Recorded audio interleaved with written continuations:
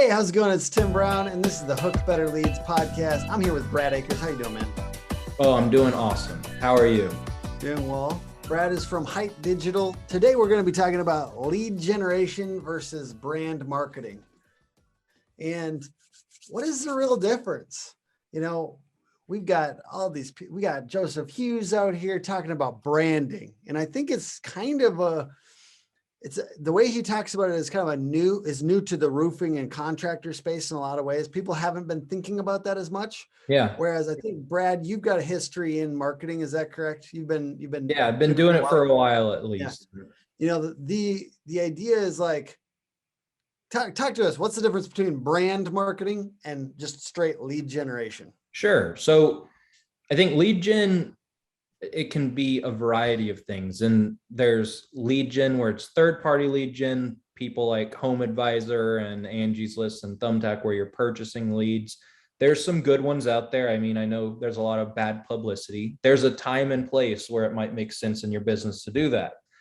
And then there's lead gen where you're just advertising your services, hoping that people just raise their hand for it, which sounds like what you should be doing, right? But I would say the difference in the context of the roofing industry or contractors in general is, are we advertising the services, or are we in a generic way, or are we advertising who the company is, what they stand for, what it's like to interact with them and all of that? And I think that's a big difference. And that's really where brand comes in. It's like, what's the culture that you have internally, and how does that portray itself to the public? And a couple real quick examples I always think of when I think of branding: the way it feels inside a Starbucks. Yeah, it's a place to hang out, and that was not the same for coffee shops before Starbucks in the United States. And it is the case in Italy and stuff like that. Another one is how it feels to open the box of an Apple product. Yeah. Ooh, feels good, right? The way it feels. And then the other thing Seth Godin says is brand is what people say about you when you're not in the room. Yeah. So, you know, we get to make our logo, we get to say our headlines on our Google ads and our website, but we don't get to say how other people talk about us when we're not in the room. So, hey, we'll just name drop Michael Stearns right now. He's kicked out of the roofing and solar group or something like that. 5 people are referring him while he's out of the room, right? Like, that's brand. So he has a personal brand it's trumping even other things. Yeah. What is yours doing? What is your roofing company name stand for in the minds of your people and your customers? And the other thing I always think about is like, use that stuff, especially like when I get a Google review for Hook Agency or a client that we're doing marketing for, and there's language in there that I haven't seen before. It's like third party, like, see us from the outside, use that copy in your marketing. It's such good stuff. So if you can kind of like take some of that reputation stuff and use it in your other marketing, it's awesome. Yeah, absolutely. And I think that's really, I love the way you said that. How do you feel? I would say people are emotional, and there's the emotional side of things and there's the logical side of things. And I think it's important to accommodate both. And the way that you're going to be remembered, the way that you're going to really be judged is a lot more on the emotional side of things. And then it's your job to just make sure that it remains a logical decision once they do contact you. You don't want them to question, did I just think this guy was really nice, but he really don't know what he's doing? No, like, there's a time and place for both, but putting your brand out there and really being aware of how you're portraying yourself and you're putting yourself out there is important. When I think of roofing websites, sometimes I think like, would you rather, as a homeowner, would you rather read a complete history of roofing from 1932 to 2000 as the title of the website, or would you rather read Replacing My Roof for Dummies? Yeah. Replacing My Roof for Dummies, it's approachable. It's something where you feel like, okay, like, yes, this is something that we can like get behind. This isn't too big of a hurdle for me. And I think it's important to make sure that you're separating yourself in ways like that, because it's really easy to commoditize yourself and with a service like roofing or a lot of construction type of roles.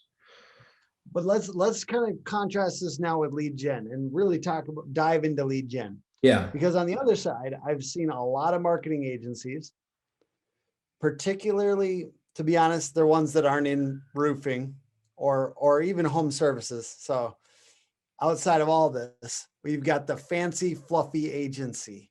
Mm-hmm. That approach, this idea of like, they'll push brand hard. The fluffier the agency, the more they'll talk about that.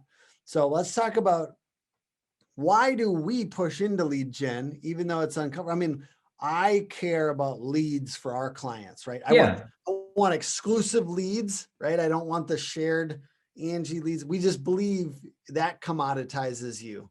You know, if you're constantly That's the quickest way only to selling on commoditize price. yourself. Yeah. What's that? I would say that's the quickest way to commoditize yourself, is like just putting yourself in the race with other people that might also be sharing the lead from Home Advisor and all that. Exactly. So if you've got a brand and you need to push into lead gen, like what activities like fall under lead gen? Let's say somebody hasn't been thinking this way. Roofers all are thinking this way. Okay. We know you're thinking about leads. Okay. Let's not pretend. But you know, like the things I think about, self-generated leads, we're talking Google ads, we're talking SEO, we're talking even just yard signs, truck wraps, Yeah, anything yard on signs, job direct site, mail, all of that. direct mail. Let's see, what else do we got? Let's just go through all the things.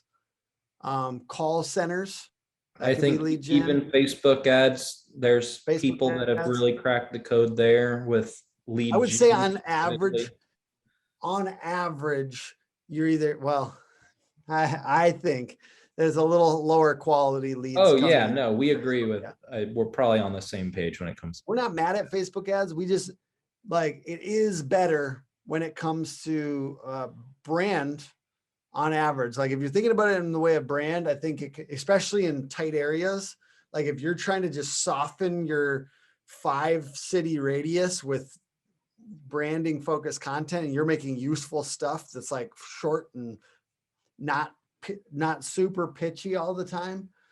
And or I have seen some work where it's like location, you're like walking through that neighborhood and you're like, we're doing roof inspections in your area, but there's like, you know, it's not perfect and it's like a little bit clunkier in my experience with I mean, I like ads. I want you to do Facebook ads. Yeah. I just don't want you to spend your entire budget on Facebook ads. That's And the I way don't look at want, it. and I think expectations with Facebook ads need to be like clearly aligned. And that's something that, and I think we covered a lot of the different ways, and really like lead gen, even like a referral system is a form of lead gen. But the thing that I think is important is there's lead gen and then there's branding that can result in leads. And I do think there's branding strategies that result in leads, and those branding strategies can be run in tandem in a way with leads. It's just a little bit less of a straightforward thing. Talk to me about some of those branding strategies. Like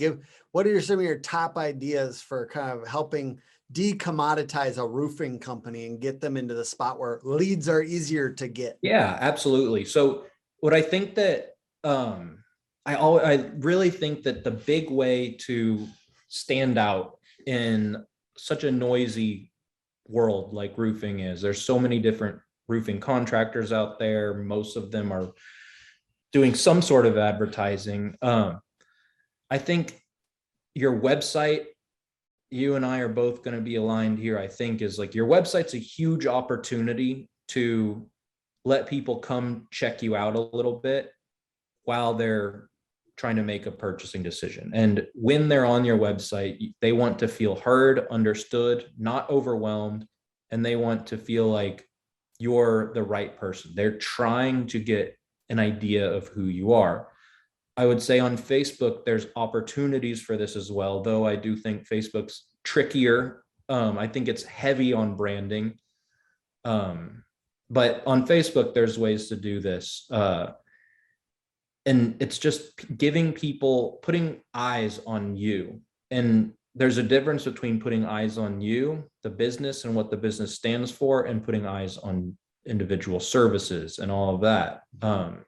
It doesn't mean there's not a place for each, but it's something that people, I think there's a lot of value in being aware of that, like that polarity kind of, because you can't, this lead gen's not going away, branding's not going away. If you can fall sort of in the middle, or at least be aware of where you are on the spectrum, then you're going to be able to have a lot more control with your marketing, and you're going to be really accomplishing what you're trying to accomplish more, rather than just throwing stuff at the wall and seeing what sticks. Let's talk about what we'd do if we had a roofing company. So what would you do first on your marketing if you had a roofing company? What would you be thinking about those first 6 months? What would you really make sure was good? Yeah. So a roofing company. I think the first thing I would do, I wouldn't necessarily invest in SEO right away. I wouldn't necessarily invest, I wouldn't necessarily even hire an agency. I probably would make sure that I got a website built that was nice and that was really like a good representation of like who I want to show up as. And I'd focus a lot more on like what emotions do I want people to feel during the sales process and all of that. So first step would be having somewhere for them to look, having something for people to see so that they know that you have a footprint. I'd also make all my social media channels and all of that. I was going to throw out here logo to me. Oh yeah. I'd be thinking about like when I really believe in brand. Obviously, I mean, like I'm repping my brand all the time. We have it like in a fucking fluorescent light up on the wall. Like I'm slamming this thing out in the world as much as I can with limited budget. Right? And I thought a lot about this, this idea, and hooking, to me, is what's your hook? You know what I mean? You got to have a hook. And the brand is your hook, really. And I think like, absolutely. For me, I'd want a beacon, a symbol that symbolized what we were trying to do differently than the rest of the industry. And I'd want to challenge your brand. I'd want something that hits hard and almost like calls out the other stuff. You know what I mean? And it's noisy. So I'd want it to be a very icon driven thing. I'm doing circle because my brand's a circle. No, I feel something that's very clear what it is, a physical item, because that symbolizes and I wouldn't, you know what I wouldn't have in there? I wouldn't have a roof. You wouldn't have a roof. Yeah. I would find a way to like make it without a roof line because there's just too much and it's like too obvious.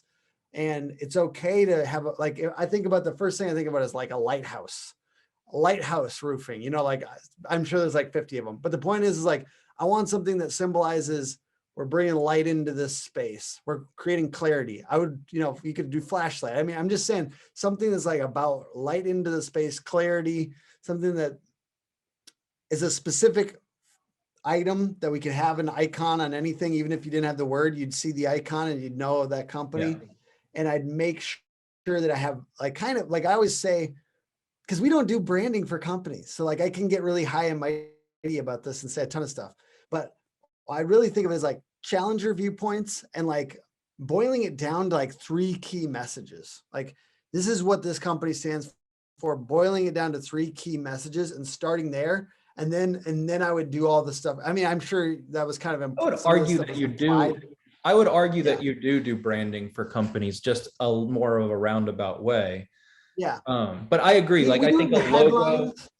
Yeah. I think a logo and like your appearance and like the general, like make sure that someone can look you up and then understand kind of what you are and then find ways to put that out there. And then what I would do is I knock my friends and family and my network and try to get as many referrals as I can. And I would make it a goal of within 4 to 5 months this is going to sound biased, but this is really what I would do. I would do everything I can to within 4 to 5 months have a marketing budget of about 10,000 a month. I would scrap my way there Get because 20 reviews quick. yeah, Like, have that logo, have that brand, have those key messages, have a website that's basic. It doesn't have to be a big agency style website or and whatever. it can be redone later Yeah. too. Like it doesn't have to be, it exactly. can be a Like you and I do placeholder. websites. Yeah. Yeah. Yeah, exactly. Like you don't have to have the fanciest website right away, but you have to get your stuff up. And then that name and that, like the other thing you were talking about, people need to be able to look you up. And I see a lot of roofing companies that make this mistake. They call themselves something that when I Google them, I can't find them. Yeah. So your first branding exercise is make sure it's something that somebody can Google. Don't do initials. Try to avoid just initials, because if you're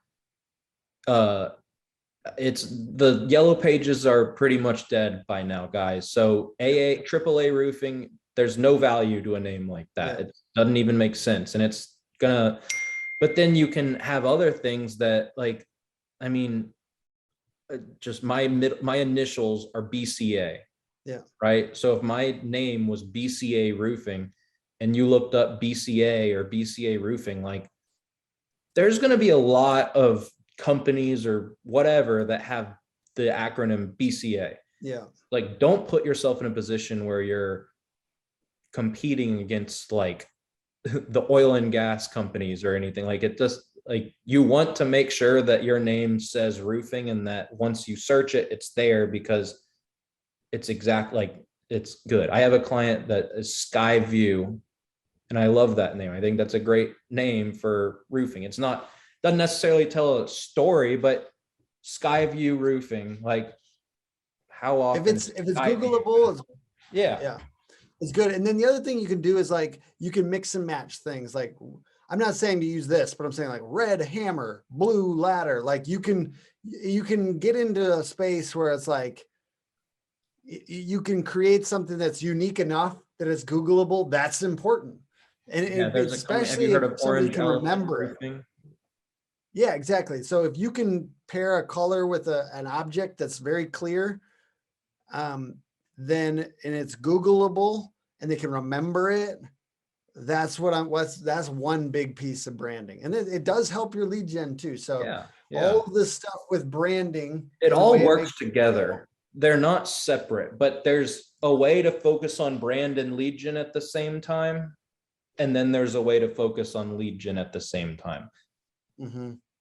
Like, these are coupled, and then this could not be. So it's important to know, like, if you have the ability to work to just get leads, which may or may not come, but this is like, even if it's under your own name, if you're just like, I'm a roofer, I'm doing free roof inspections, you should call me, and it's a stock image on a Facebook ad, you'll probably get some leads. But those leads are not going to even remember that they filled out the form. Or you could have on the other side a whole like story and like a kind of a brand like message that you're trying to really let people know. That's lead gen and brand, or there's just lead gen. And it's really important. Like, it's not that much more expensive to do like branding and lead gen at the same time, but it does take more effort on your end because no one else can create your brand in the same way that you can. So it's a lot of collaboration. So that's my next kind of question here. What would you, well, I guess it goes into this. Like I always say, chase all the money you spend on marketing with effort. So I'm asking our clients, if you're watching this today, please, if you're spending time and energy, if you're spending money on a marketing agency like Hook Agency to do search marketing for you, then at least every time you get PR or you sponsor an event or you get on the local news, ask them to link back to your website. That's one way that increases your compounding benefit from SEO. Yeah, it could be a big deal. And then, hey, maybe you're on podcasts or something like that. Make sure they're linking to you.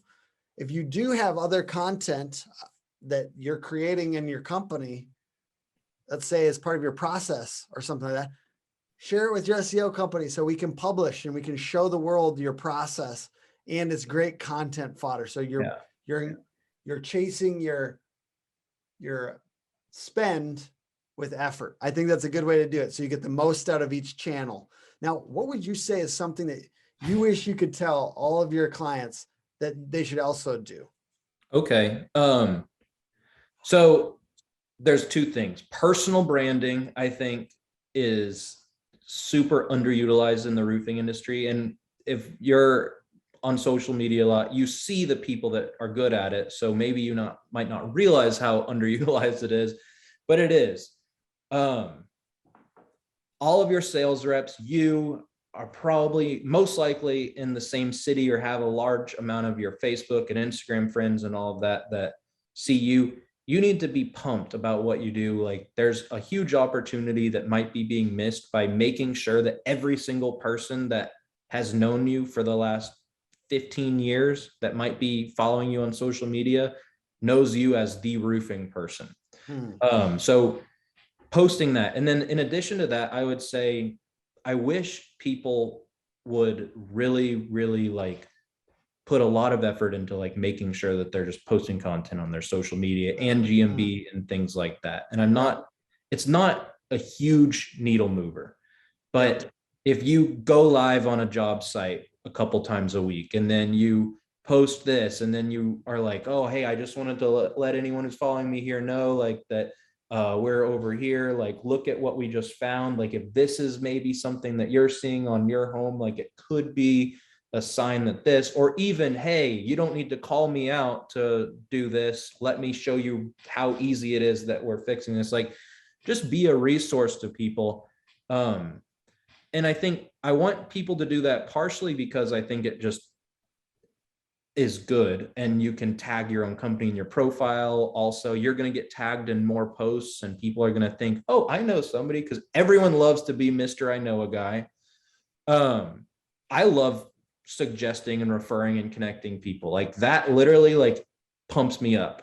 So I know I'm not alone in the world. So giving people the opportunity and like the recall that you're the person that they can refer, it's positive, and they want to see that you're pumped and passionate about what you do.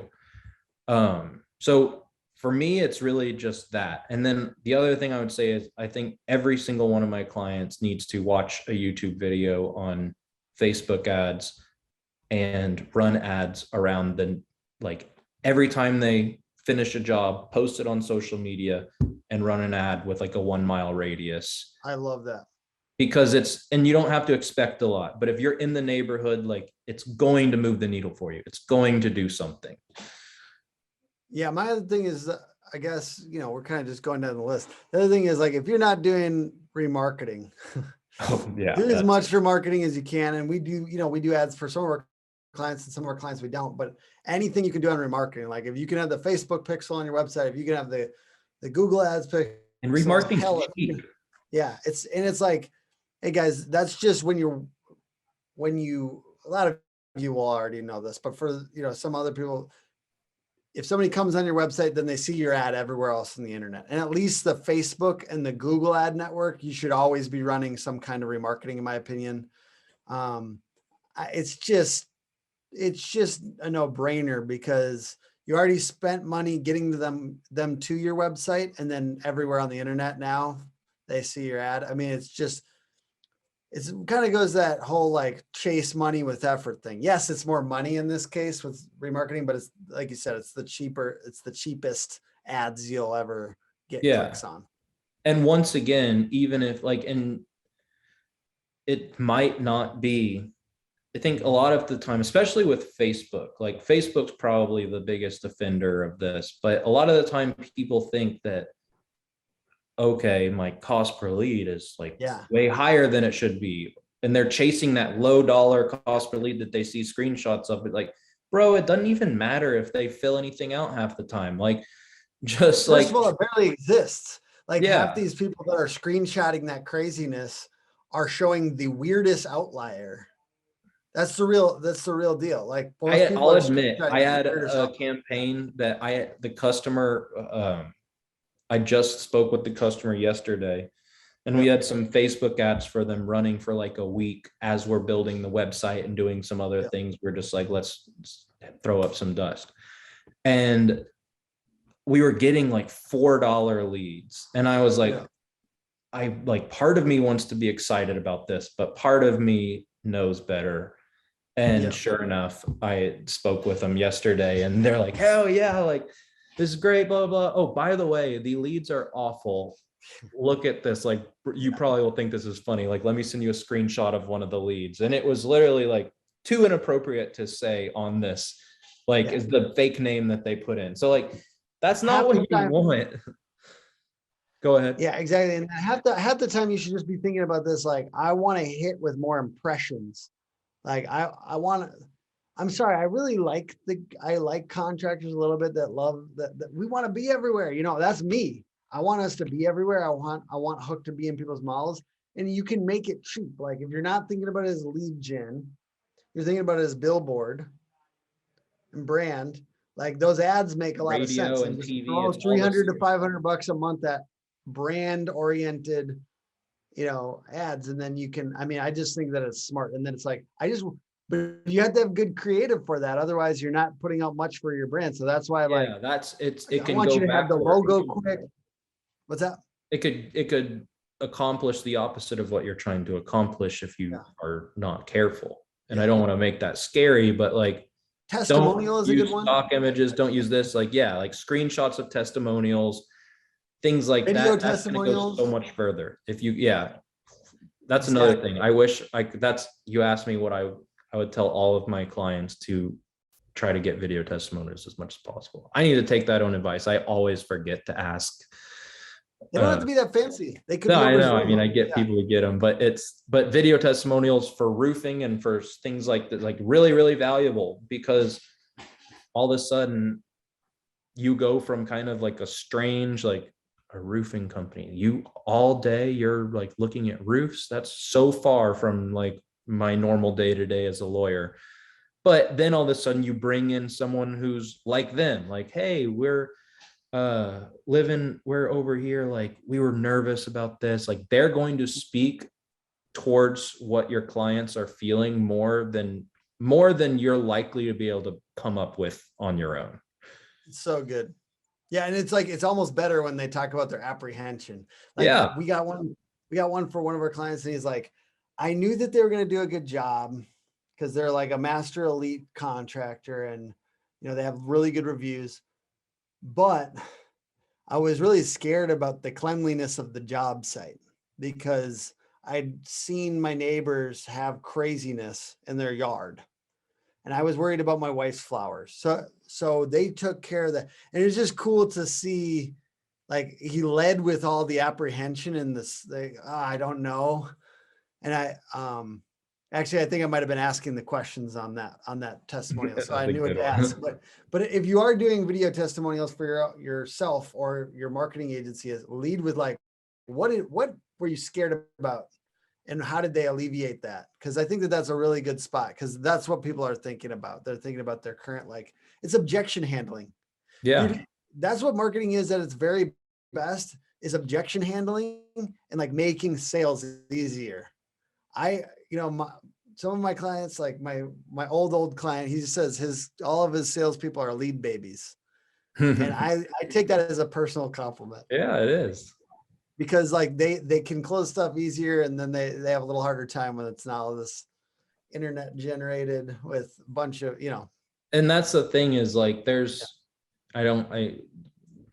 and I have spoken a few times and we know we can both ramble about this because we care a lot. We really do. And that's the thing. But at the end of the day, like it's so relevant to just find the words and find the emotions that your service elicits or your culture elicits, or even finding the reviews where people are pumped that you have such good reviews, like things like that, like being really trying to get in the mind of your customer and stepping outside of your taking off your roofer hat and putting on your, I'm a homeowner trying to figure out how to like get my wife to stop nagging me about the stain on my ceiling. Like, that's like what's really going on. Like, what's the conversation that's being had before they ever even call you? And how can you get into that conversation? Brad, thank you so much for joining us. Hey, could you give everyone where they should go if they want to talk to you and your company? Yeah, absolutely. Thank you. Thank you.